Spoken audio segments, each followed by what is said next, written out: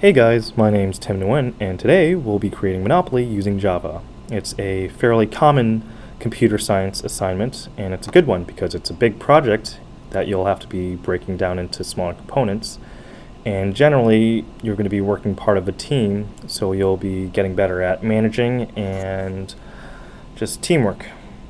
And my college actually wrote a small little article regarding my Monopoly project, but they completely screwed up my first name. Didn't even get it close. But that's beside the point. So we'll be going over the development environment, our game plan, and the classes that we'll be making, as well as implementing those classes. So here we go. We're going to be using NetBeans for our IDE using Java, and Git for our source versioning control, and PowerShell. So if you're not on Windows, if you're running Mac, then I highly recommend SourceTree and the terminal for source versioning control. And here's a few of the links, which will be posted under the description.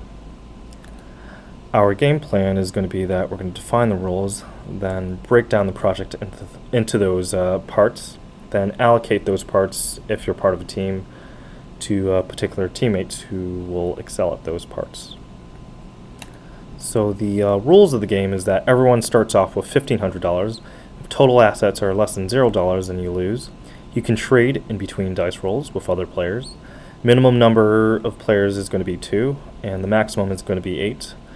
You're going to have 2 dice that you're going to roll with that are numbered 1 through 6, and the total value of those is going to dictate how many spaces you move around the board.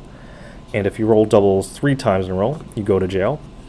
And jail consists of 3 turns to roll the dice. If you roll a double at least one of these turns, then you'll get out of jail. Otherwise, you'll have to pay $50. And in terms of buying property, each property will have a buying price, and it's going to have a mortgage value as well as a specific rent value. So non-owners who land on a particular property will have to pay the rent value. And mortgaging will consist of, if an owner decides to do that, they will get that money. Landing on a mortgaged home, you won't get charged for, and to unmortgage a house, you just have to pay the mortgage fee. And to buy a house, each property is going to have a specified house cost value, and you can build up to 4 houses, then you can buy a hotel. And the number of houses or hotel on a particular property is going to dictate the rent value. As for the special cases, if you land on the go to jail spot, you're going to go to jail and you can't collect $200. If you land on the income tax spot, you'll have to pay 10% or $200. If you land on the free parking spot, nothing will happen.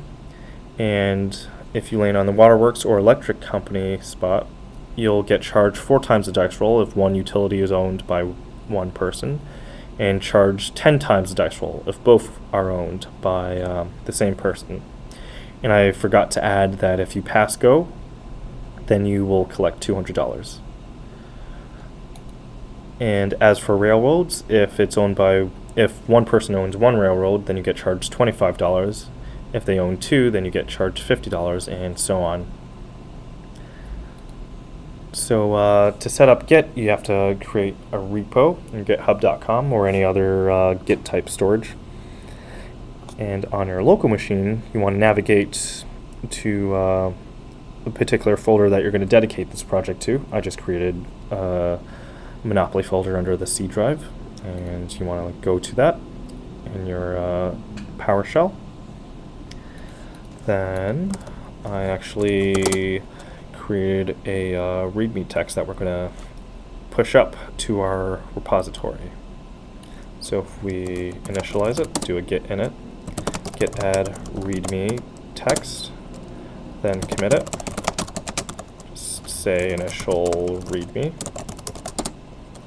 Then we want to add our remote repo as our origin, tps github.com civil folder